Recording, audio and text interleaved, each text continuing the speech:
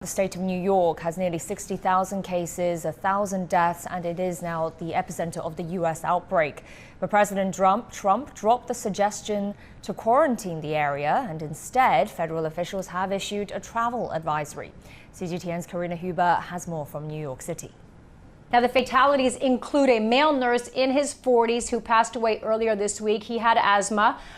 This amid concern about equipment. The city's mayor has warned that in a week from now, hospitals will run out of essential equipment like masks and gloves. Now, nurses are starting to push back. In the Bronx, about 30 of them were outside of a hospital protesting, complaining about a lack of PPE or personal protective equipment. A bit of good news on that front, though. A plane load of supplies that include gloves, masks, and gowns from China arrived in New York City on Sunday, and that is just the first of what is expected to be many plane loads of equipment from China that will arrive over the next 30 days. Now, at the same time, the city is scrambling to come up with more hospital beds.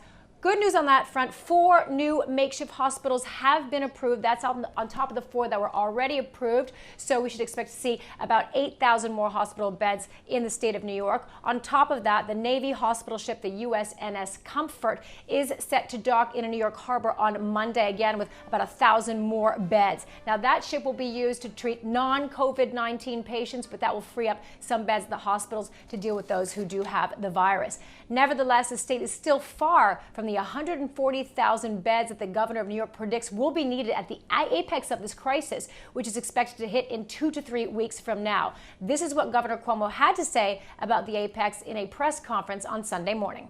It's attacking the vulnerable, underlying illness, etc.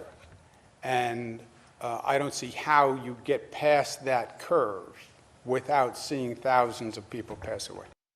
Over the weekend, President Donald Trump was considering a federal quarantine for the state of New York, but he then did a 180. This after lots of pushback from government officials in the state of New York, including the city's mayor, who pointed out one problem with a federal quarantine.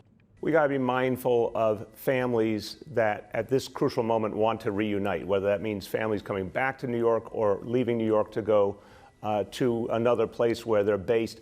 We got to be really respectful. In the middle of a crisis, families have a right to be together. Instead, the CDC has issued a travel warning for the states of New York, New Jersey, and Connecticut, advising people not to travel for 14 days unless absolutely necessary. And the governor of the state of New York also pushed back against a federal quarantine, saying it would be un-American and that it would trigger a stock market crash that we couldn't get out of possibly for months, if not years. And that seems to have gotten the president's attention. Karina Huber, CGTN, New York.